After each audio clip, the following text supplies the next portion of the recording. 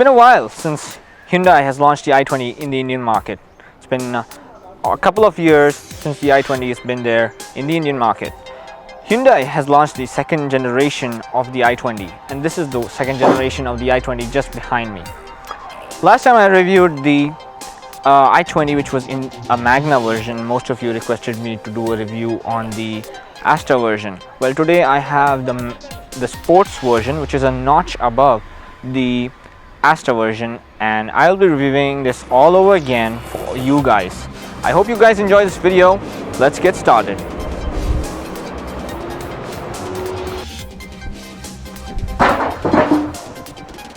Let us start off this review by looking at what's under the hood. We'll be looking at the engine and performance. I'll be talking you through the specs inside the engine and all the things that you need to know under the hood. Let's get started.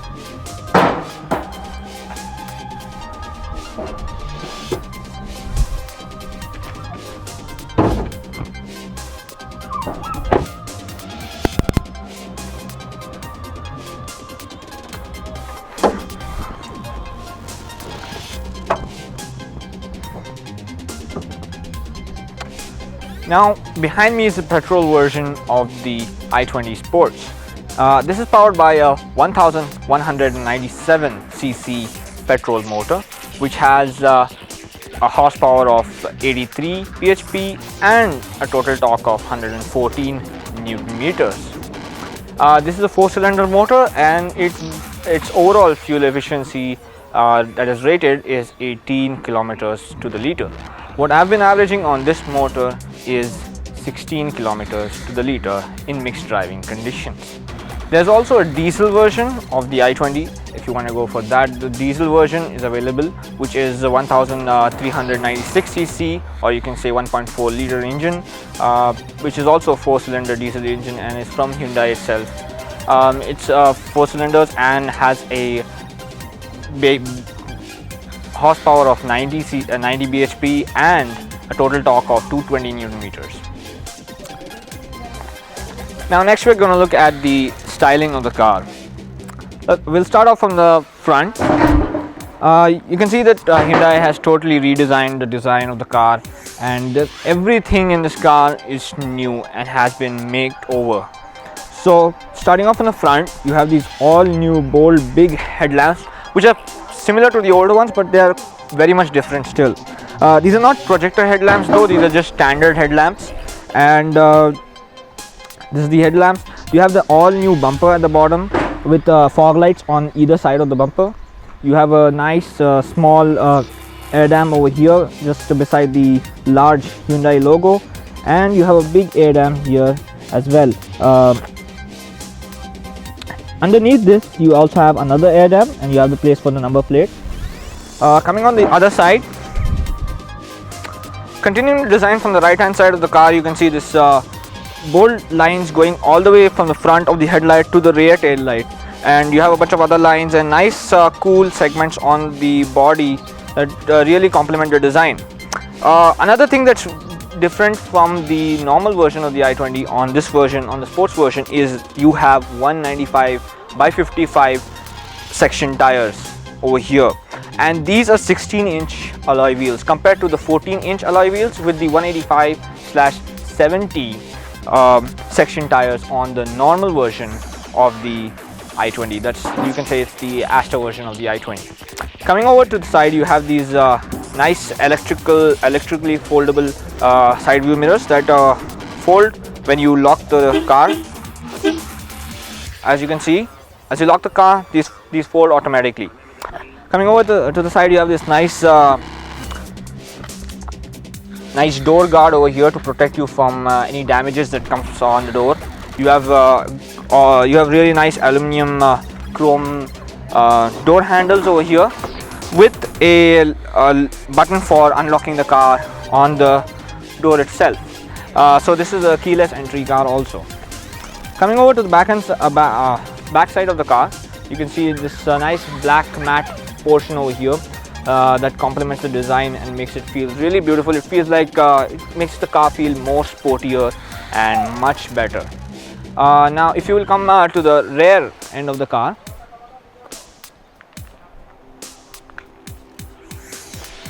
You have this all new redesigned tail light as well, which is totally different from the older version of the i20. It looks really nice, really bold, and it's very catchy from the back side of the car. You also have these reflectors over here at the bottom, and you have light for the reverse lamp in this section as well. The rear bumper also has been totally redesigned for the 2015 version of the i20. You have a rear view camera over here, and you have a button for lifting the tailgate, which I'll show you later. As you can see, this is the you have the i20 badging over here, and you have the Sportz badging over there. You have another reflector over here, and that's about it. You also have a brake light on this the rear, and a really large rear window at the back side of the car.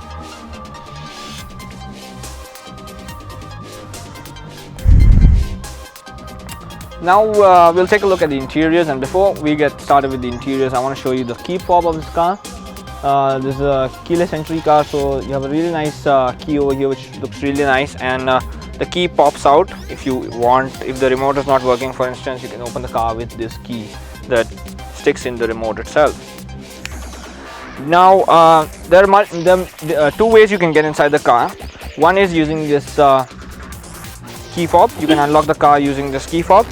Right now I locked the car, so you can see the electrically foldable mirrors. They fold inside. If I unlock the car, they fold outside, which is a really nice, cool feature. Now I'll show you how to get in the car the other way. That's with pressing the button on the door over here. So you just press and hold this button, and the door unlocks. Now getting inside the driver's seat, let me just show you real quick. You don't need this key after you get inside the car. You can just keep the key anywhere, like for example, you just keep it here, and let me just show you inside the interiors. On the driver's door over here, you have a speaker. You have these controls. You have this control for the electrically foldable rear view mirrors. So you can just press it and they fold inside. Just press it again and they fold outside. Yeah, they fold outside. Over here is the controls for the side view mirrors, for controlling it, for positioning them. You have the controls for the windows, power windows, and you have a button over here for locking the rear power windows. So you have a cubby hole over there, so you can keep any bottle or anything you want. Good storage space over there for bottles or any other stuff you want to keep. Over here on the seat is height adjustable also, which is a good addition. So you can adjust the height. This feature wasn't available on the Magna version that I reviewed earlier. You can also recline the seat backwards and front. You can also pull the seat forward or backwards. The steering wheel also is height adjustable, up, down, and it's also telescopic, so you can just pull it towards you or push it back inside. You have steering mounted controls on the steering itself. Over here you have controls for the audio, Bluetooth, and telephony, and changing tracks, and a lot of other things also. This car has a push button start over here, which I'll show you again later on in the video. Over here you have the controls for the positioning the headlamps, and for the driver's seat comfort, I would like to say that the seat is very good for people like me, or very comfortable, and it has good lumbar support and under thigh support, and the bolstering on the sides is also really good and really sporty, because it keeps you tucked in the seat while driving fast. So it's really nice, and the steering wheel also feels really good from this position. Finding a comfortable driving position in this car is not a problem.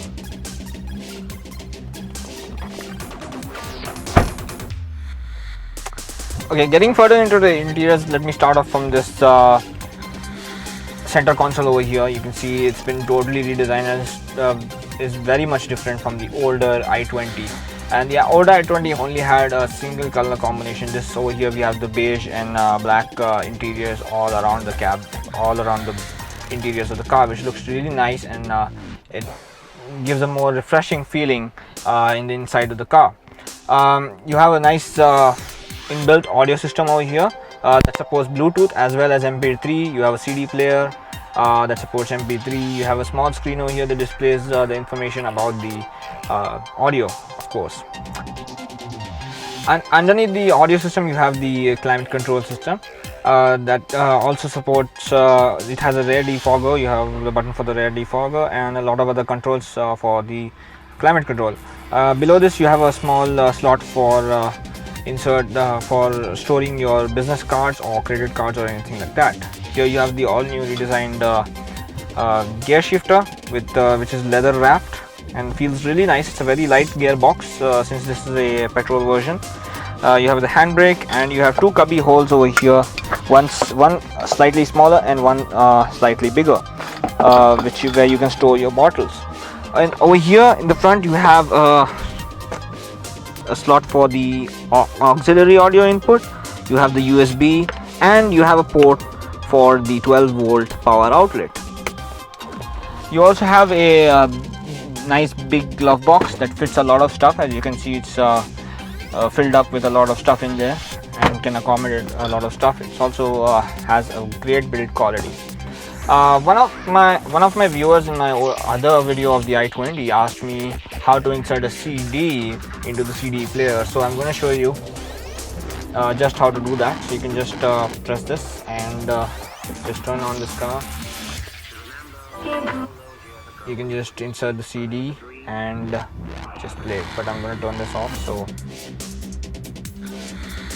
yeah, and in the center also you have a center armrest where you can also store stuff like keys and other stuff you would like to store. It's also a good addition. Overall, what I feel about these interiors is that Hyundai has done a great job in redesigning the i20. It feels really nice and everything in this car feels really premium and really good.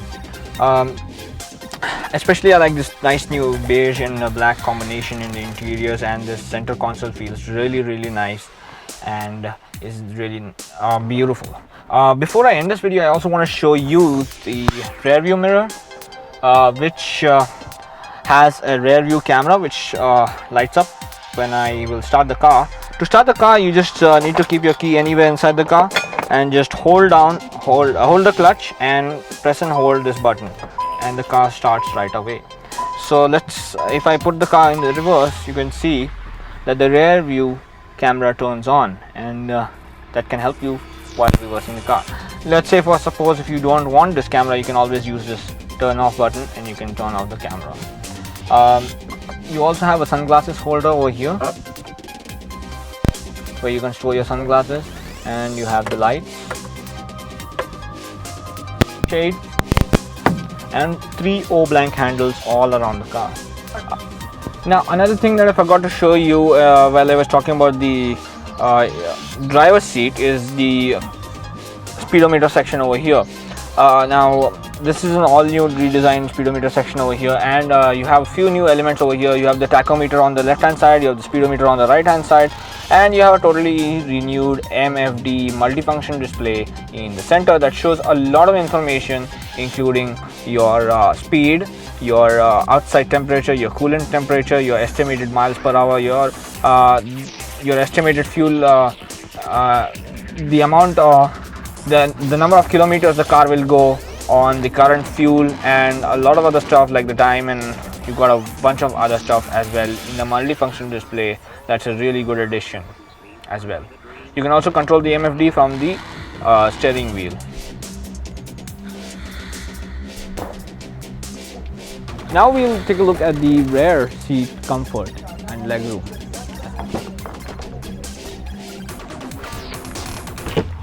Oops. Now in the rear seat is very comfortable and can accommodate 3 people very comfortably over here. And the legroom, as you can see, there's quite some amount of legroom over here that is very nice. Headroom is also good, but for taller people you might have a little bit problem sitting in this back seat, since there is not much legroom for taller people. I mean headroom for taller people. Shoulder room is also very good, and I feel really comfortable over here.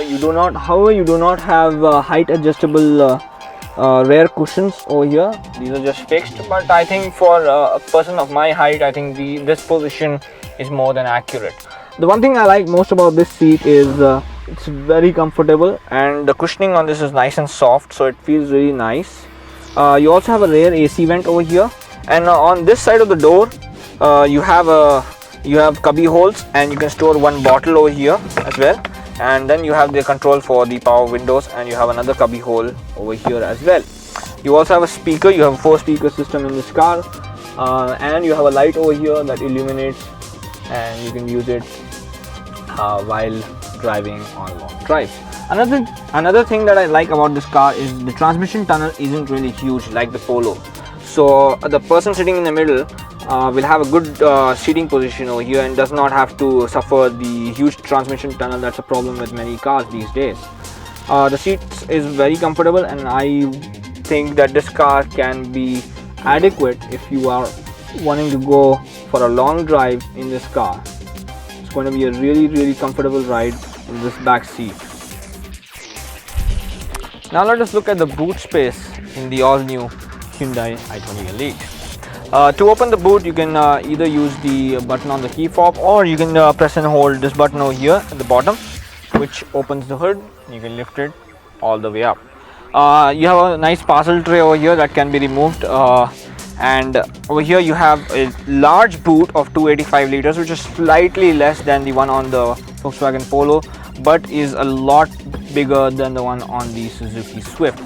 This is 285 liters of boot space, and just underneath this you have the portion for the spare tire and the jack repair kit. You have the other equipment like first aid kits and stuff. I'll just put a bag at the back seat, and I'll show you how well it fits to give you a better idea of the boot space at the back seat. So this is a regular size bag, and you can see how nicely it fits in the back.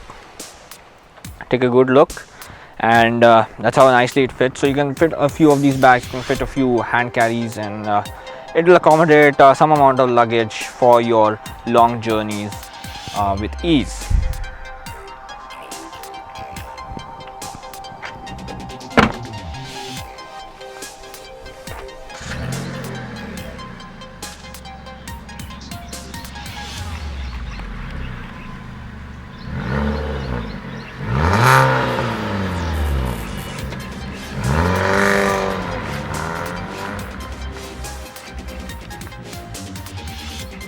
Now I'll be driving this car, and I'll talk about the ride quality, performance, and the other stuff. Let's get started. So firstly, I'd like to talk about start off with the performance of the engine. So performance wise, the engine is really good. The throttle response is good, though I sometimes feel like there's a little bit amount of lag that can be there while you're revving the engine hard. It's not a big deal, but it is noticeable if you're an experienced driver. And next I would like to talk about the steering. The steering wheel is really light and good, but handling is not as good as its competition when you compare it to the Fiat Punto or the Volkswagen Polo, or let's say the Swift, that's been the leader in this class for handling. And next we'll be looking at the suspension. Suspension on this car is also good. It absorbs most of what the road puts at it. Comparing it to the Polo, it's not as stiff, and but it's good. It's really good, and it is really comfortable.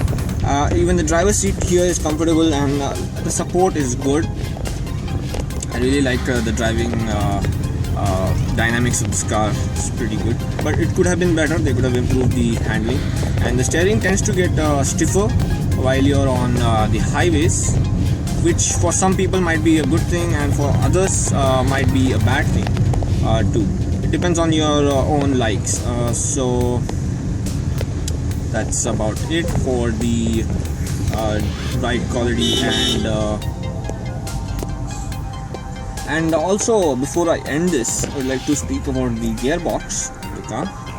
The gearbox is good. It's really light, and shift and throws are really short, and It's really easy to just shift gears thanks to the lightweight gearbox. It's not very heavy, and the clutch is also very light and feels really good. And even the gear ratios are short, so it's good when you're in city traffic. It's good when you're in city traffic. Overtaking is an ease thanks to the strong, powerful engine, and it's really torquey. So if you just push the throttle, it'll just rev hard. So it's a lot of fun driving this car, and overall it's a good impressions that I would like to give you about this car. Now that we've looked at all the features of the car and we've gone through the interiors and exteriors and the styling and everything, I'll be talking about the final verdict that I have about this car. Starting off on the performance, my verdict on the performance would be that this car is amazing in terms of performance. So far I haven't tested the diesel version, so I can't give you a proper verdict on the diesel version, but when it comes to the petrol version is really refined, the engine is really good, and Hyundai have done a really good job in developing the petrol motor for this car. The throttle response though is slightly understated, if I say.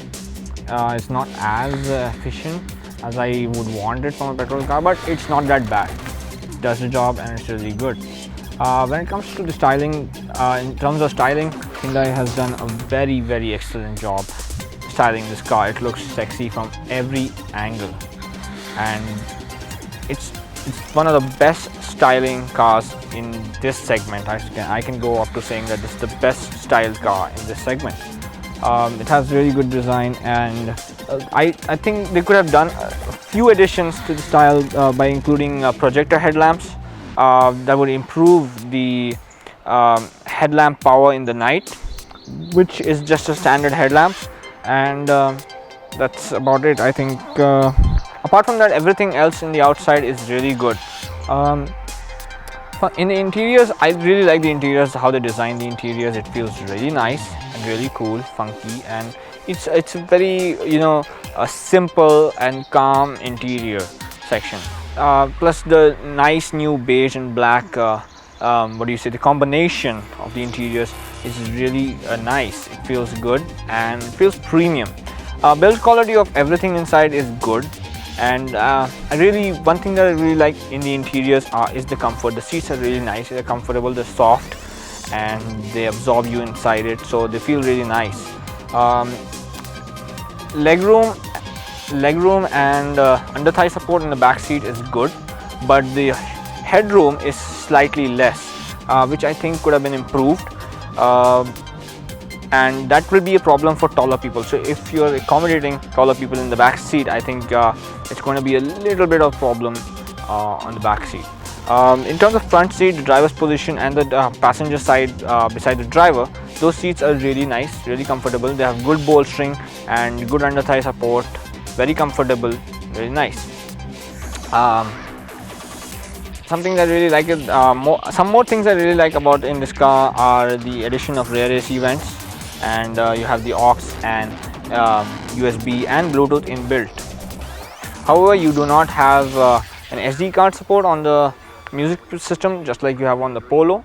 Though I think this music system is good, it sounds great and has a good sound quality. So that's about it for me in this. My verdict on this car would be it's a good car, it's good to drive, fun to drive, it's really comfortable. This car personally has costed around 9 lakhs on road Hyderabad, and if you want, I'll mention the price in the video as well. So hope you enjoyed this video, guys. I would also like to thank my friend Karthik for letting me review his car, and if you enjoyed this video, guys, please do hit the subscribe button, leave a like, and if you have any questions or queries that you would like to ask me, do let me know in the comment section below. And if you have any suggestions or anything, do let me know in the comment section below. I always answer most of my comments, so I'll be happy to answer yours. And thanks for watching, guys. See you next time on Technology. Peace.